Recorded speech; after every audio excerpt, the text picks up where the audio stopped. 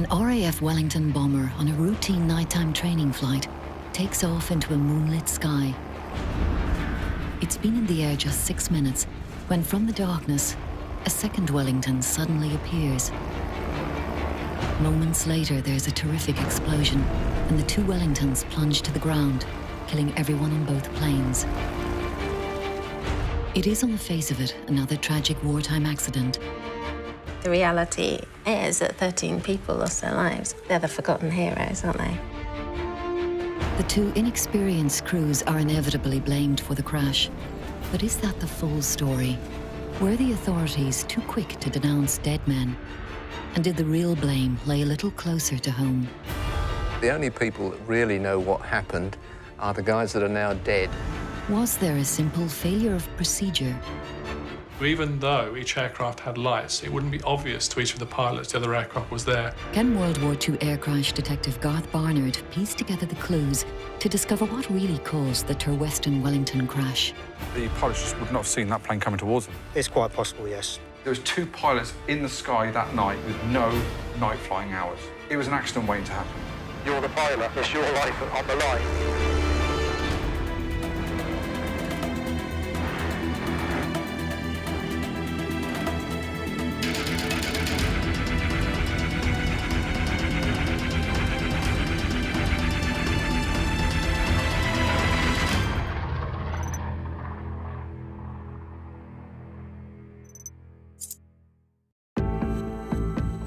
For the past 20 years, Garth Barnard has been investigating World War II RAF air training crashes. He studied thousands of incidents, but for him, the collision in the skies above Turweston stands out. Something strange about this crash. I've always been intrigued since 10 years ago meeting the postmistress at a local village when she told me of a plane coming down in flames and the possibility of it colliding with another aircraft, but there just wasn't the evidence out there. I just couldn't find anything, so I would really like to find out more about this. Wellington bomber HE-325 is preparing to land after completing a nighttime navigational exercise. The plane is being piloted by 32-year-old Flight Lieutenant James Shaw. He was dark and good-looking and fairly sort of cheery, and he was very engaging, and we loved him. We thought he was great. Meanwhile, on the airfield below, another Wellington bomber, BK-272, sits on the dark Turweston runway, awaiting clearance for takeoff. Its pilot finally gets the all clear, and the Wellington's 290 Bristol Hercules engines power it down the runway. The pilot points the aircraft's nose in the direction of the full moon that hangs in the sky ahead of him. The bomber quickly builds up speed, and it lifts off into the night sky. Minutes later comes the collision of the two aircraft, a huge fireball. No chance that anyone on board will escape. So was this crash just a tragic accident, or was there a lot more to it? I mean, and why is there so little data? All my years of research, I've gone through so many different crashes, and the data's quite readily available, but in this instance, it's very, very difficult to find out what actually happened. Was it human error? Was it a mechanical problem? Was it a procedural failure? This is the sort of thing I really need to find out. One thing I have learned is the more you look into these crashes, the less clear cut the conclusions. At the end of the day, young airmen lost their lives that night. We owe it to them and their families to find out the truth.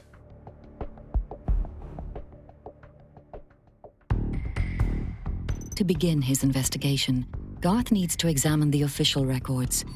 What can they tell him about the doomed planes? He's come to the RAF Museum at Hendon in London to see if their vast collection of accident report cards can provide him with any vital information. Accident report cards, called ARCs, were a system of cards developed by the RAF that recorded details about wartime air accidents in a simple indexed format. Can Garth find the right cards among the thousands in the Hendon archives? This is one of them. This is the date's right, Wellington, BK-272, just to see if there's a second aircraft.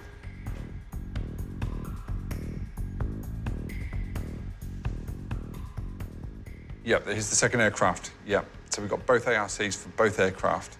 What I'll do now is I'm going to print these both off and look at the details.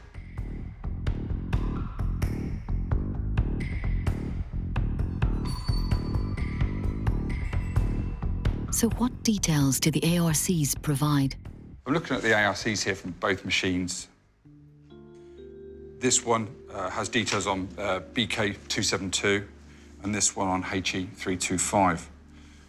Looking here, we can see the pilot was instructional pilot Searles and a pupil pilot of what it looks like Harakze. It lists those two names, but it also states here that there was 7 on board and 7 killed, 7 fatalities.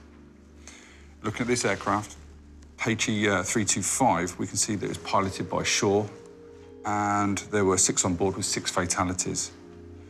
If we look at the details of what actually happened here, it says that the aircraft took off into a bright moon and struck another aircraft, which was actually higher, with both aircrafts crashed in flames.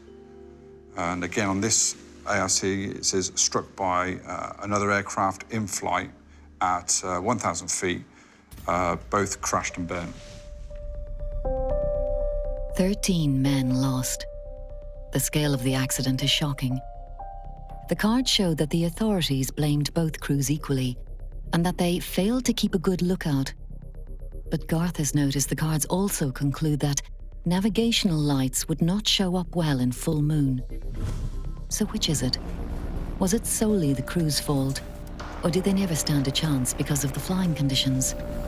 For Garth, the cards lack important detail. It has details here of the engines, the aircraft type, the pilots and their hours on type in both day and night. It says there's 7 on board on one, 6 on another, but there's actually no details of the crews themselves. It doesn't really give us a lot of information on what they were doing. What we do know is that both aircrafts hit each other, but that's pretty much it. The official explanation for the crash seems too simple. How was it possible for the two planes to fly into each other? Surely the controllers on the ground should have known that the close proximity of Shaw's plane posed a danger to Searles before he took off. If anything, the official records seem to have posed more questions and not given answers. On the accident report card, the names of the pilots have one letter written in a column coldly beside them. K for killed. He was always Uncle Jas to us, this rather dashing figure in uniform. A very glamorous figure at that stage, obviously, because anyone in uniform was a bit of a hero. His wife was called Helen, and he had a baby son at the time of his death. And he was always the sort of hero figure, if you like, who died during the war.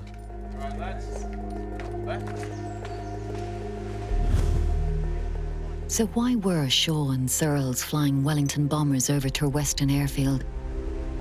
Garth has come to the old RAF airfield of Chipping Warden to speak to local RAF airfields expert Roger Saunders about the role Turweston played during World War II.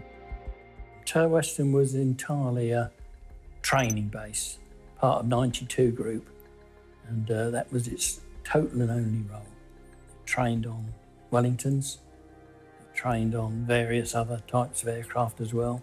A lot of these people were really very, very green. They'd been to elementary flying, which flew a single-seat aircraft, and then they were expected to pick up a Wellington. And flying Wellingtons was very difficult. Unfortunately, Turweston had to get used to seeing air training accidents.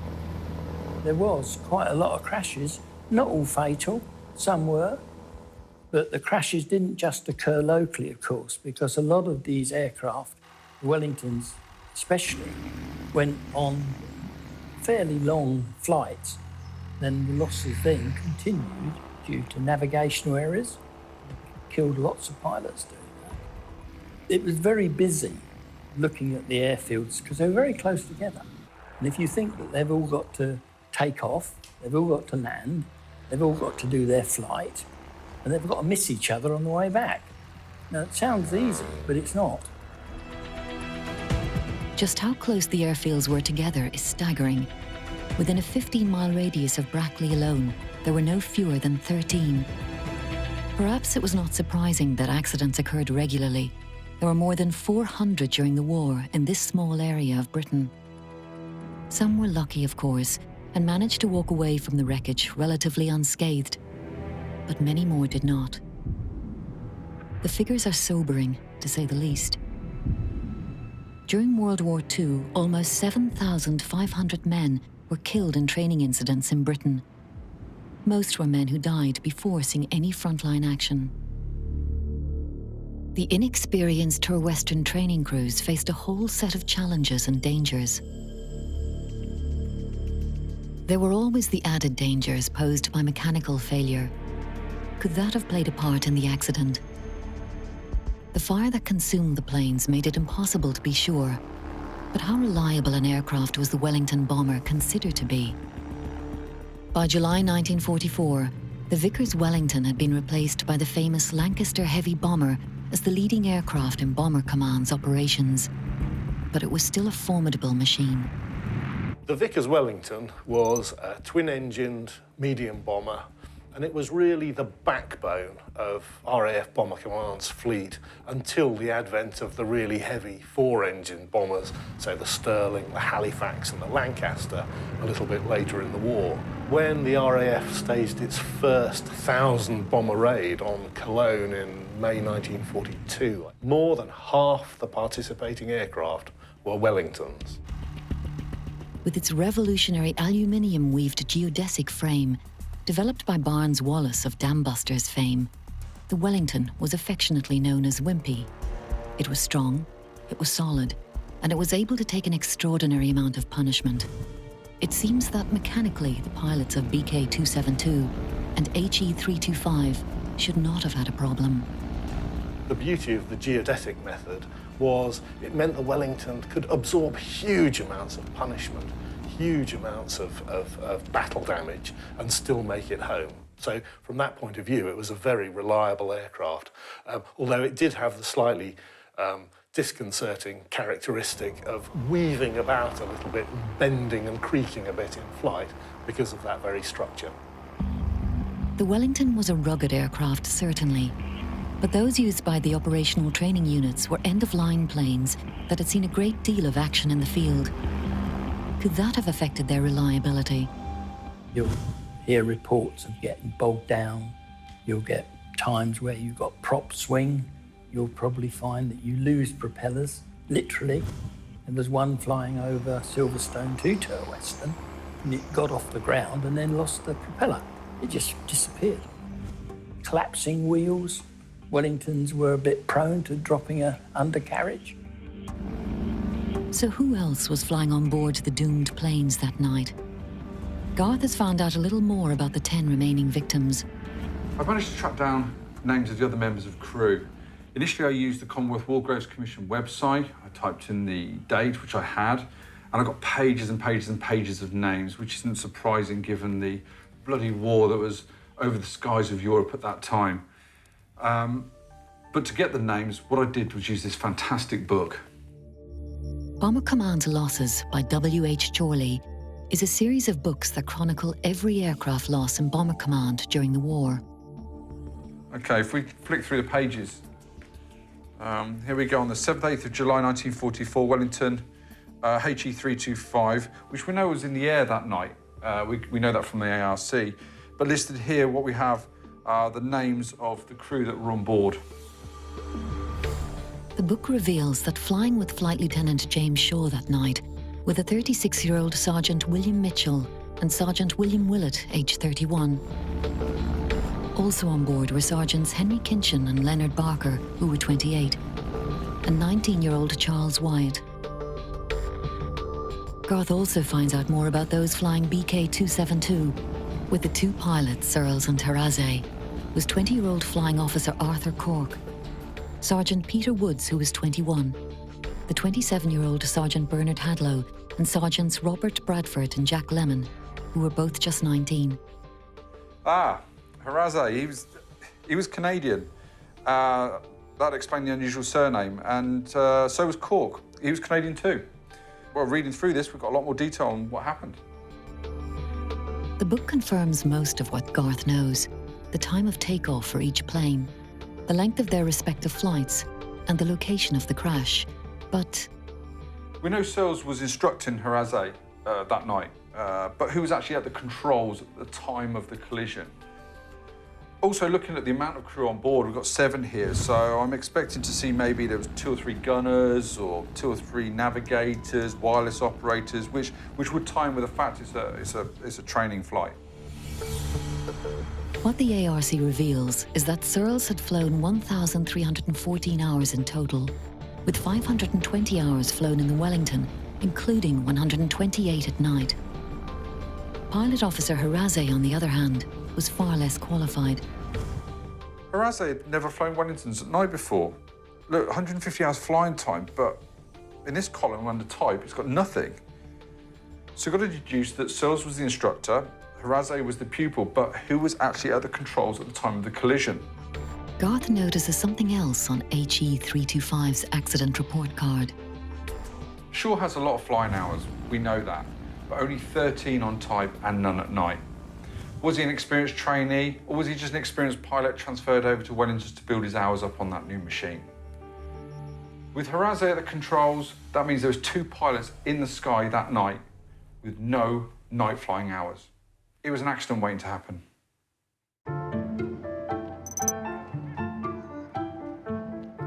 With the ARCs noting that the bright moon impaired visibility and that the navigational lights would not have been easy to see, Garth decides to visit one of only 2 surviving Wellingtons to see for himself what it was like inside the cockpit. This is my first time in a cockpit of a Wellington, and what strikes me is the amount of vision that the pilot has. I mean, the instructor pilot would have been here, the pilot's here, but you've got to remember it's pitch black. There would have been a full moon. Suggestions there were he was dazzled by the moon, but he'd be using instruments primarily, and you'd have no real horizon being so dark. Of course, there was a blackout, so there's no lights on the ground to go by, so it must have been pretty difficult to be on the lookout for other aircraft that were in circuit at that time. And not forgetting that further down the fuselage would have been windows down the side, so there could have been lookout from there, but this aircraft would have been climbing, and the other aircraft would have been coming around in front of it. So the only person really had a lookout was the pilot and the instructor pilot. The records state, or the Court of Inquiry states, that the crew should have been, or had a proper lookout. But it's difficult to have done that with your cockpit drills, with taking off, and the other aircraft would have been circling anyway. And also, they're not very, very well lit. So I really can't see how the crews could have been blamed as such. And what of the visibility outside of the plane? How illuminated was the bomber? Brooklands volunteer John Lattimore describes the lighting limitations on a Wellington.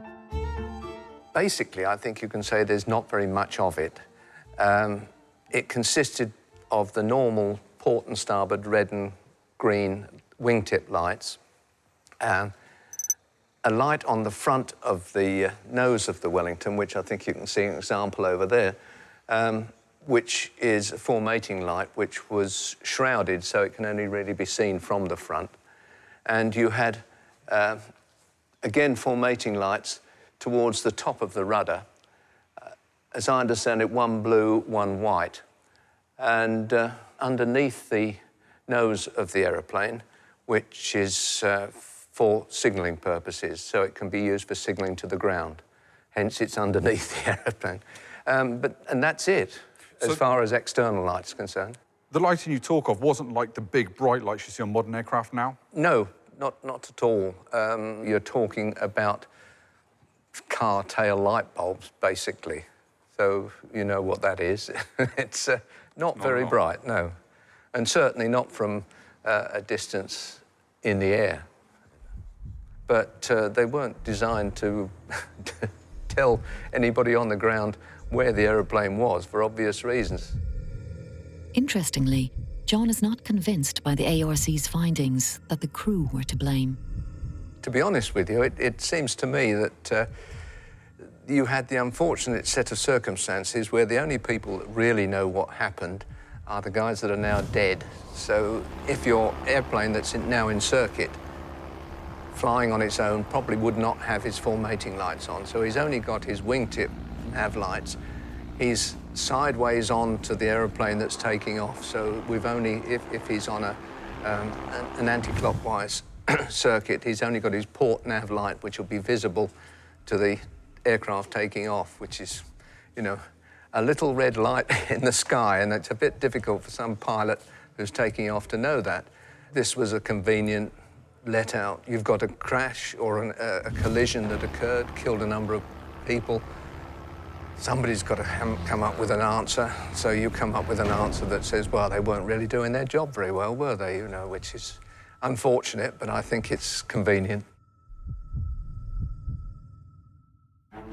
Why would the authorities want to find a quick and convenient excuse for the collision?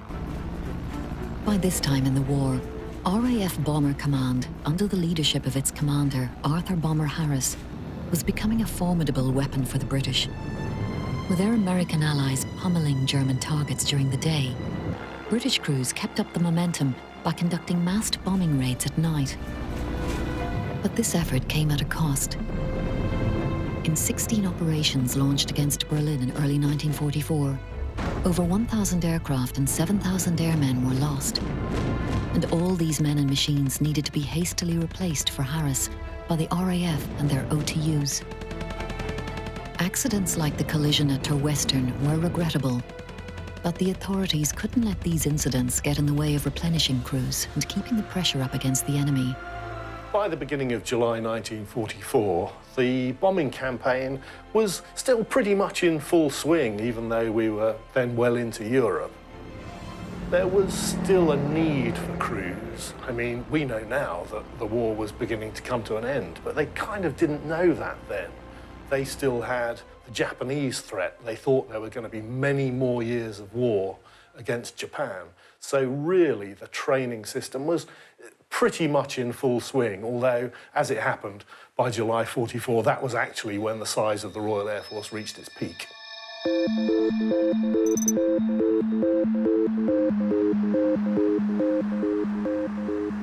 Garth tries to pinpoint the exact location of the crash. He has the grid reference from the ARCs, but unfortunately they don't correspond with modern maps. Happily, there's a solution.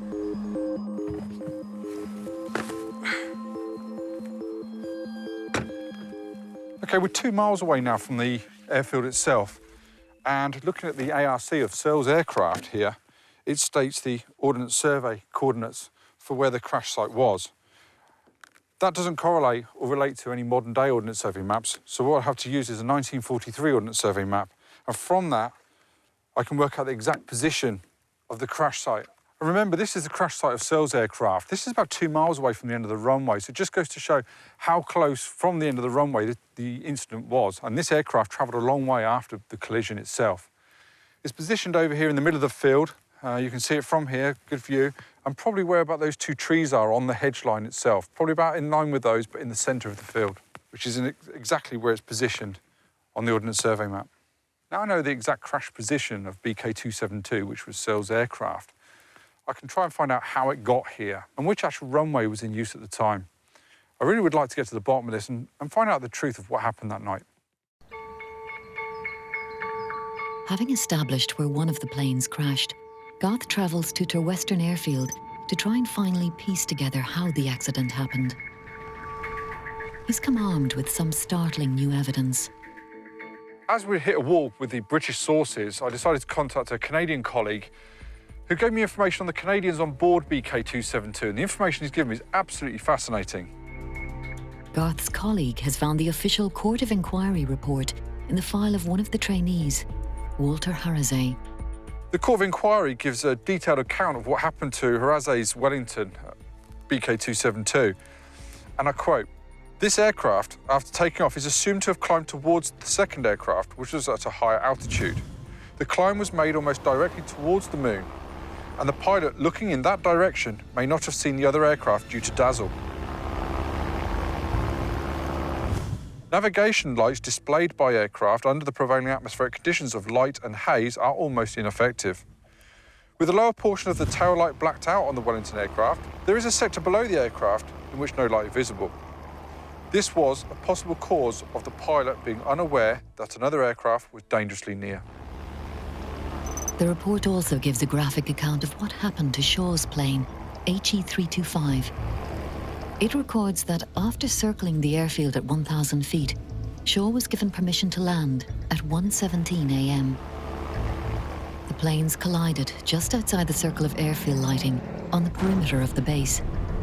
Garth explains what happened next. As the main planes of the aircraft H-325 were not broken, it is assumed that the aircraft was banked at the time of impact, the front turret hitting BK-272 in the mid-under position, and the starboard propeller cutting into the port tailplane. The starboard engine of HE-325 dropped out after impact. The aircraft caught fire and did a flat spin to the ground. The tail unit of BK-272 appears to have broken off, and the rest of the aircraft crashed straight ahead, dropping pieces along the way. That sounds like a horrendous impact and something neither crew is ever going to be able to get out of. This report now raises questions about the plane's times. This fascinating document raises a few new questions. Garth originally learned that the collision occurred at 1:28 a.m., with BK-272 reportedly taking off at 1:22 a.m. This new report gives BK-272 a takeoff time of 1:14, with no actual time for the collision. There seem to be a lot of discrepancies regarding the times of BK-272. Even allowing for a possible mistake in this record, a 6-minute flight time seems to be way excessive if you consider it collided with Shaw's plane that was just a little way off the runway and ended up 2 miles away. What was it doing for 6 minutes? In the report, it describes Searle's plane as doing dual circuits and landings. I think I need to find out more about what these terms mean and what were those two planes doing that night.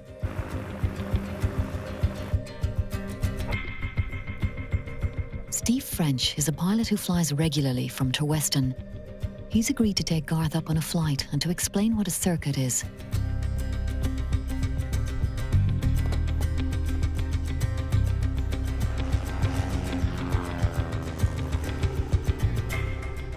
What was the point of a circuit? Why were they derived and what do they do? Because it's the safest form of approaching and landing at an airdrome and leaving an airdrome.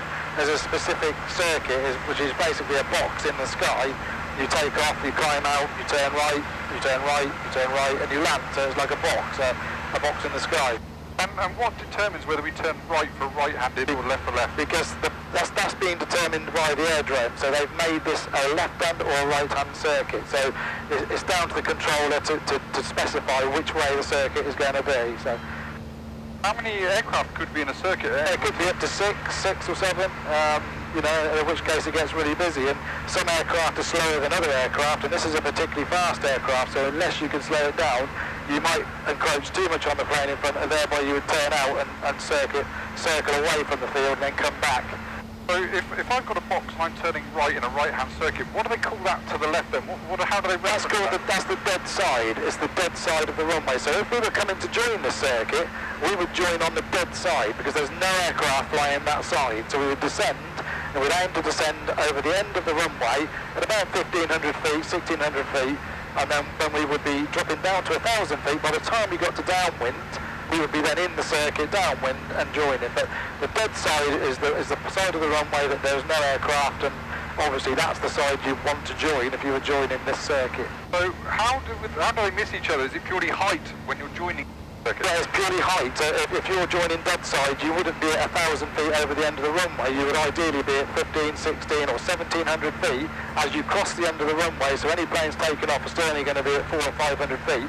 And then by the time you've joined the circuit, you're at 1,000 and you've sort of meshed in with everybody else. But ultimately, the pilot has the last word. You know, if you don't think it's safe, then you make the decision. You know, because you're the pilot. So it's your life on the line. As Garth circles the airfield, he can see how close the crash site is to Turweston. One detail missing from the records is which runway Searle's plane used. Could finding that information yield more clues?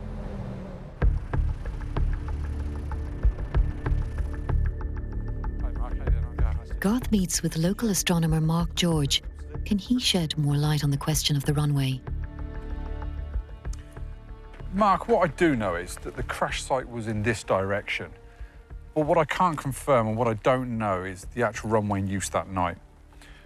What I do know is from looking at the official data that the moon had an important part to play in that. Is there any way you can tell me where the moon was on that night? Yes, absolutely. We've got a fantastic piece of software here that allows us to turn back time.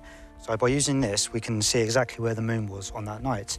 So if you have a look on here, we turn the time back to 1944, and it shows us that the moon, if we have a look in this direction, we're about 28 degrees in the sky. So we're looking at about this patch of sky just here.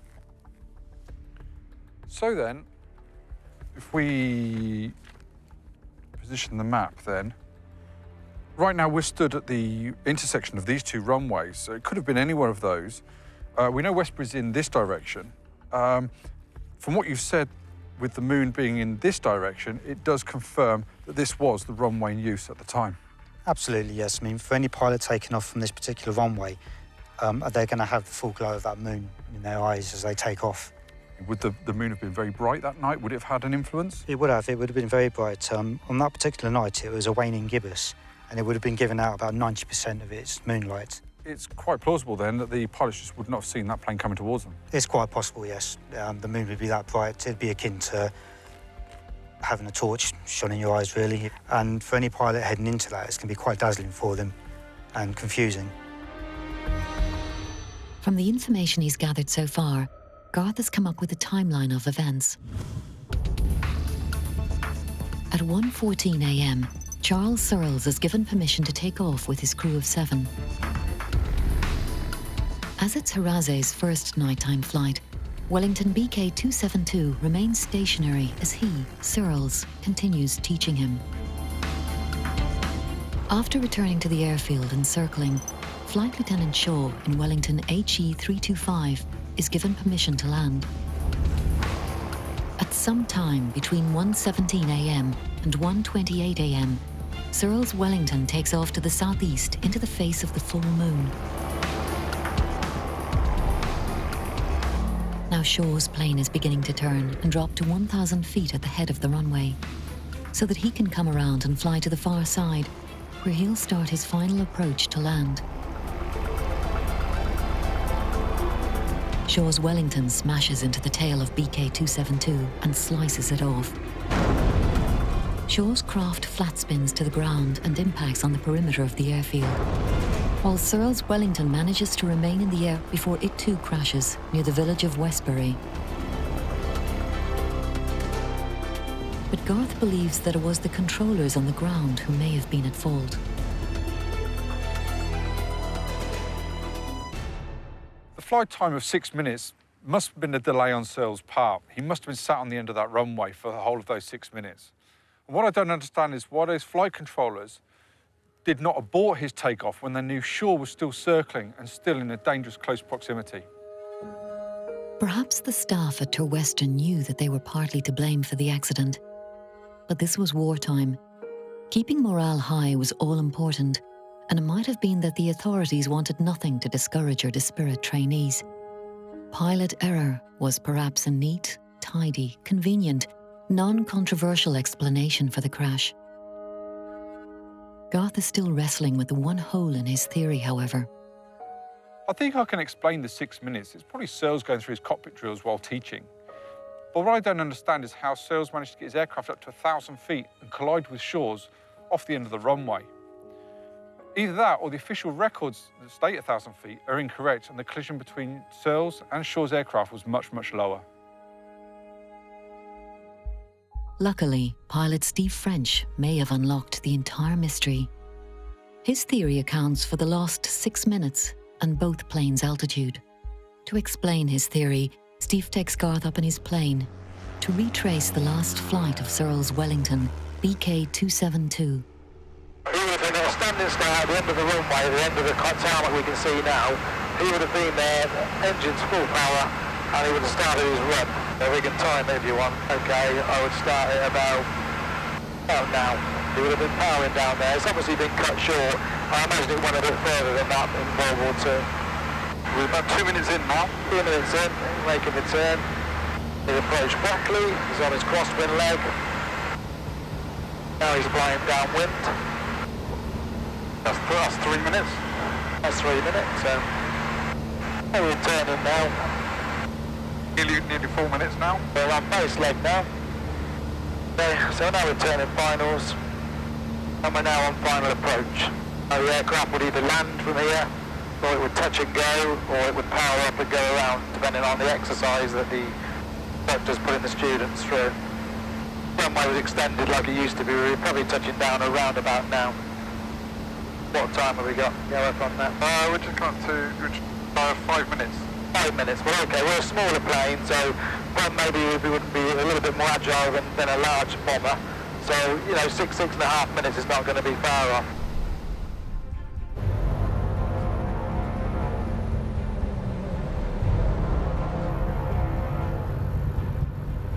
Back on the ground, Steve reveals more. Obviously, we've just flown this circuit, and it was a right-hand circuit to runway 15. I believe that the pilot and on the Wellington that was taken off, he had a student with him, and he was on his very first circuit. There's a 6.5 minute delay in between the time they talked to them and the accident, which would basically be correct for taking off, flying a circuit, and rather than landing, doing a missed approach.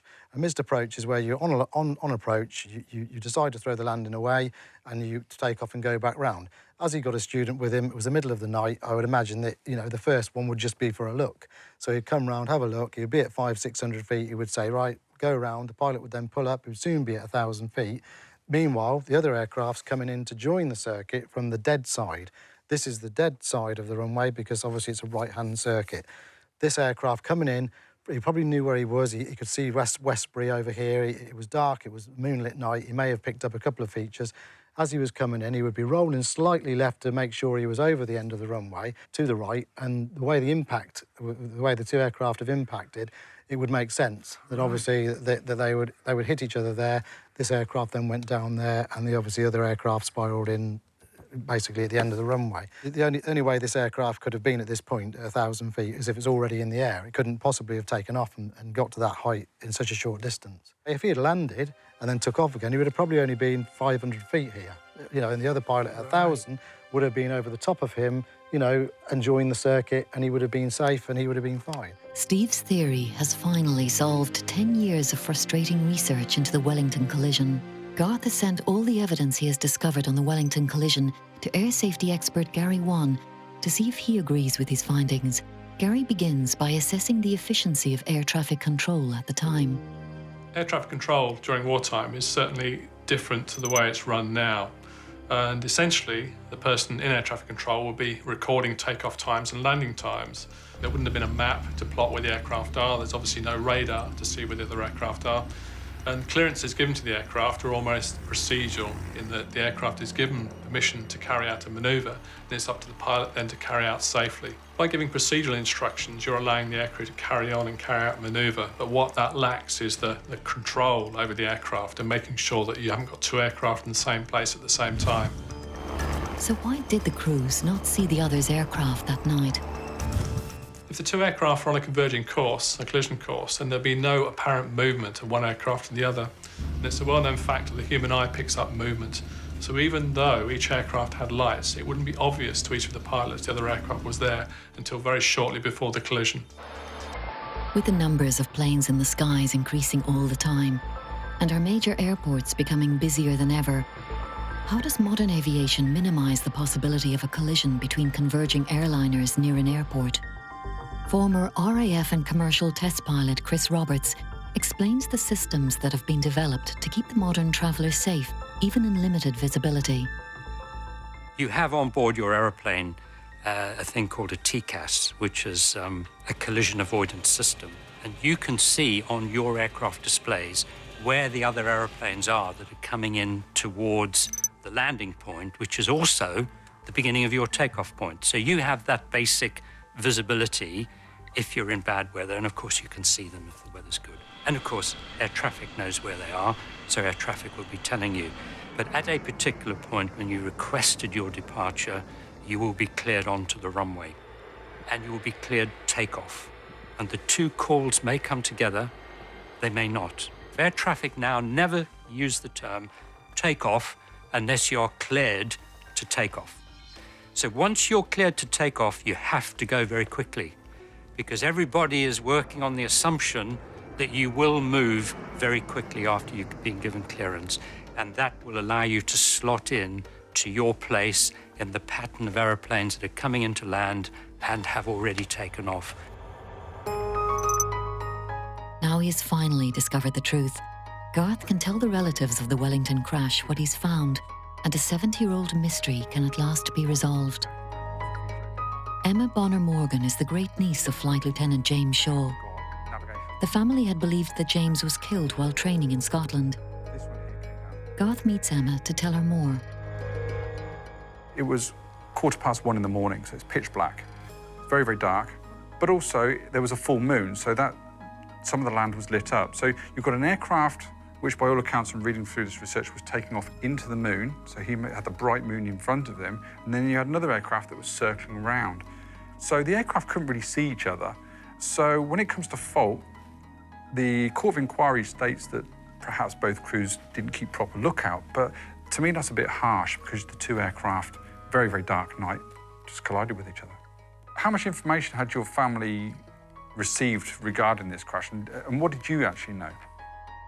My grandma told me about him and had said there'd been an accident, but she didn't go into details, and I suppose she didn't even know that much. But actually seeing it all here again brings it back to life. But I mean, she was very sad, and obviously I didn't want to ask too many questions because I could see how much it affected her. I think it's, you know, fantastic to have this information and fills in some of the gaps that we didn't know. It's quite emotional, really. Here's his photo. Brings him to life. Actually, seeing the written word really brings him to life as well. The reality is that 13 people lost their lives, which is desperate. They're the forgotten heroes, aren't they? For Garth, this is a very satisfying end to his 10 years of research. I'm afraid, after looking at the evidence, this is just a tragic accident where neither crew can be portioned absolute blame. There's a lot of factors involved here. Firstly, it was a very inky, dark night, but for Searles and his trainees, he had the brilliant, bright moon, which had a dazzling effect on him.